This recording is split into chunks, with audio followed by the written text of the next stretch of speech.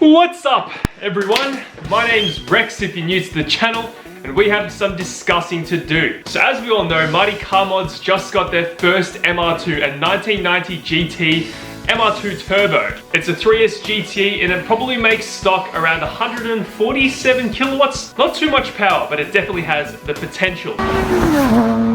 So this car is owned by Marty of Mighty Car Mods, and I'm very happy that they finally are building an MR2 because, like I said, these cars have so much potential.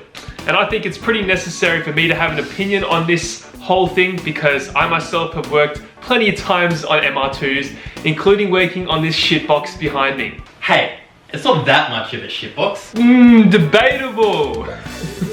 Also, before we go ahead and give you guys my opinion on the MR2, please consider giving this video a like, subscribe if you're new to the channel, because it definitely helps me out and helps us build these cars over here. So firstly, let's begin. Unfortunately, I don't have a turbo MR2 to show you. I have this 3S GE, which is out of a 1995 MR2 NA. However, Marty's MR2 is a 1990 3S GTE turbo, so it's a completely different engine pretty much. Same setup though, 4-cylinder. This just lacks the turbo. So with Marty's MR2, you saw that it had so much rust underneath the car. It was everywhere. He had trouble removing his heat shield over where the exhaust goes, over the turbos. The radiator was covered in rust. He couldn't even get one of the bolts out of the coolant drain lines because they were stuck in place and the head stripped off the bolt. He should have used our method of removing the coolant, which is opening this cap up here and getting Mr. Lachlan over here to blow on it.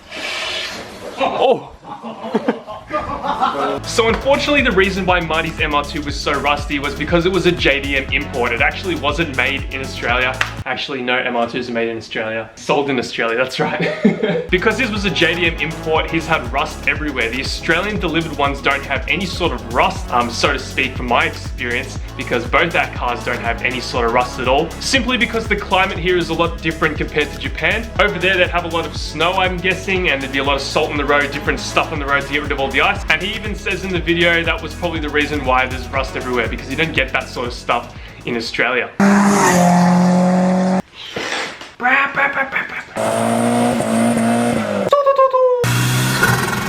These MR2s are also no joke. They were made in the 90s, golden era of Japanese car manufacturing.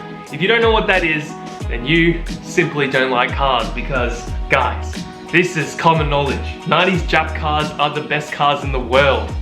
What was I gonna say? So, Marty also got really lucky as well because his 1990 MR2 actually is a hardtop. So most of these MR2s actually come with target tops. So hardtops are very rare and they're actually more sorted after because their body is more rigid and they have a lot more headroom. So Marty was very lucky there as well. You can tell as well that he has quite a clean MR2. When you do look at ads on video, they might look pretty good, but when you come up close, our ones aren't the best in the best sort of shape. So he got very lucky as well because his looks in very clean condition, so that's very lucky. So we now know that the MR2 is a legendary 90s Jap car with a mid-engine, rear-wheel drive setup, and let's talk about the potential. We also know that all the cars in the 90s were over-engineered. These cars weren't made to make the stock power that they do make out of the box, brand new from the factory.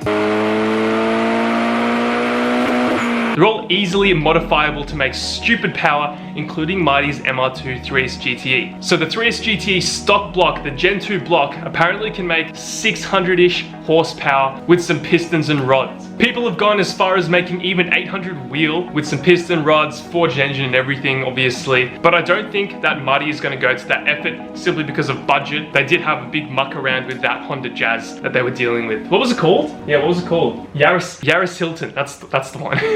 So if we're talking realistic budget, the best thing that MCM should probably do is just fix up that boost controller that they have on the 3S GT already, or get a new one or whatever, get an exhaust, get a tune, maybe an intake, and that 3S GT will fly. Because I've been in the 3S GT Gen 2 because Andrew actually owns one, and that thing's stock. It's completely bone stock, just it's been swapped into an NA MR2. That thing's crazy, isn't it, Lachlan? It is stupid.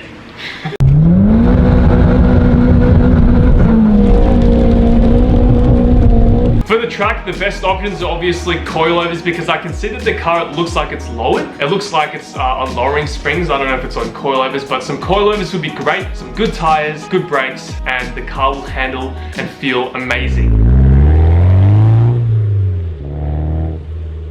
Now, if we're talking unrealistic options that MCM probably won't do, let's talk about the V6 swaps that everyone does. Now, usually the best swap of choice nowadays is the 2GR-FE 3.5 litre V6 swap out of a Toyota Orion or Toyota Camry V6 for those in the States. Those things make up to 220 kilowatts at the engine and have very nice amounts of torque for the chassis. People say that the car should have came out with this power from factory because it's crazy. The guys over at Throttle actually did that swap and they ended up with a beast. Unfortunately, they had their 2GR blowing them somehow, even though it's one of the most reliable engines of all time, arguably because it's out of a Camry. But I'm sure many of you have seen that build because that video has got over like 2.1 million views at this time.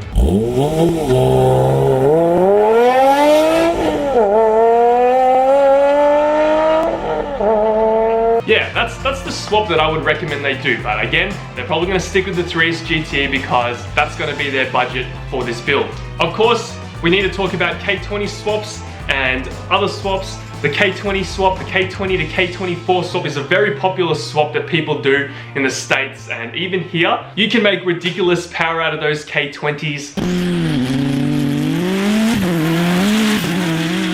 And they're nothing to be snuffed at. Those things can make up to 1,000 horsepower as we've seen on Boosted Boy's channel. That thing is ridiculous. It does 10 seconds, I'm pretty sure. I'm pretty sure it does, yeah, in the 10s for the quarter mile, even quicker. I haven't been up to date on their videos, but that thing's ridiculous.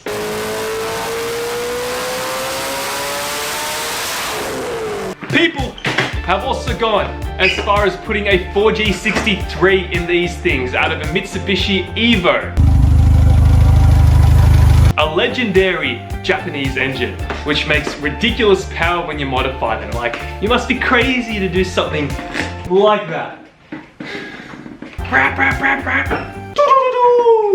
Dude, we gotta put that video of Andrew doing the big burnout in the video.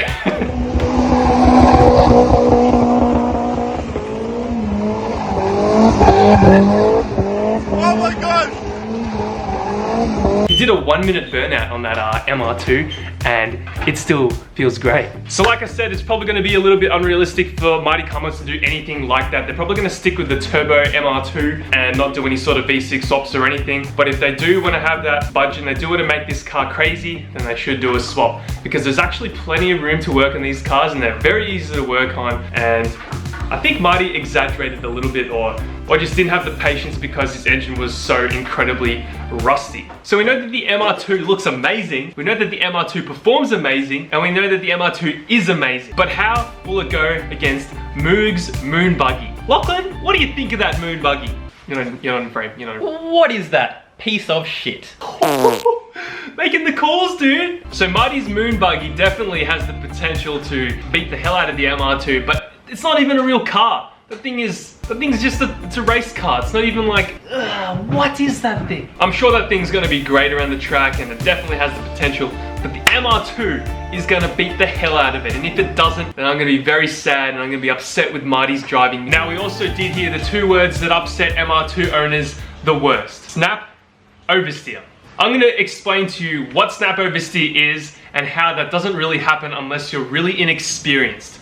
So pretty much, snap oversteer is also known as lift-off oversteer, and how it happens is when you do something completely backwards. You have to be really silly to do the thing that makes your car snap oversteer.